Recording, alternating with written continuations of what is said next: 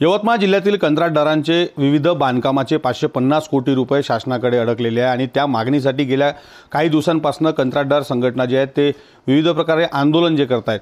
आज जर मात्र पाहिलं तर या ठिय्या आंदोलन जे आहे ते कंत्राटदार संघटनेने या ठिकाणी सुरू केलेलं आहे आणि अधीक्षक अभियंत्यांच्या कार्यालयात या ठिकाणी संपूर्ण जिल्ह्यातील कंत्राटदार जे आहेत ते एकवटले आहेत आणि प्रलंबित देयकांच्या मागणीसाठी जे आहे ते आक्रमक झाल्याचं पाहायला मिळतं आणि अधीक्षक अभियंत्यांच्या कक्षात बसून या ठिकाणी जी 3 व 4ची देयके आहेत ती 100% मिळाली पाहिजे ही मागणी घेत जे आहे ते आंदोलन करतात। आपल्यासोबत कंत्राटदार संघटनेचे अध्यक्ष प्रवीण उंबरकर आहेत।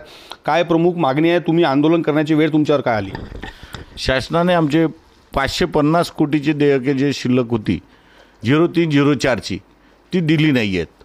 त्यापैकी फक्त 134 कोटी मार्चचं हे बॅलन्स होतं, त्याच्यापैकी 134 कोटी रुपये शासनाने दिले आणि हा असमतोल प्रमाणात निधी वाटप केला।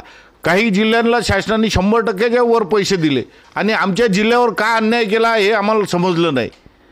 त्यामुळे आमचे लोक सर्व अडचणीत आलेले आहेत। कुणाला 10%, कुणाला 15%, 20% असे पैसे आले।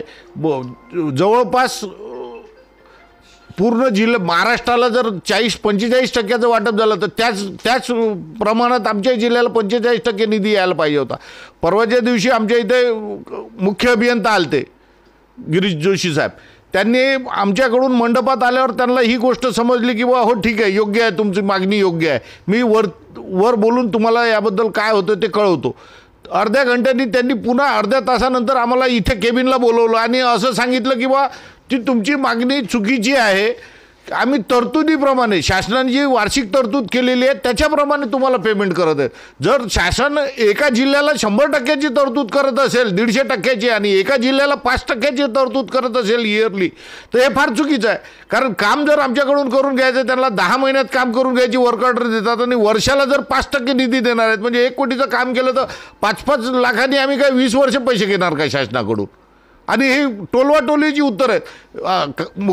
मुख्य अभियंत्यांचं त्यांच्या आमच्या मंडपात आल्यावर एक म्हणणं होतं आणि इथं केबिनमध्ये आल्यावर एक म्हणणं होतं।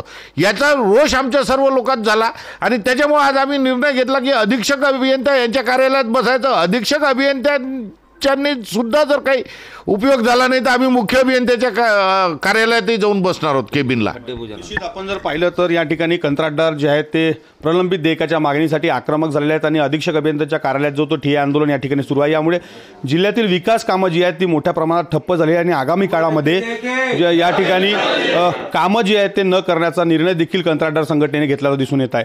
विवेक गावंडे, TV9 मराठी, यवतमाळ।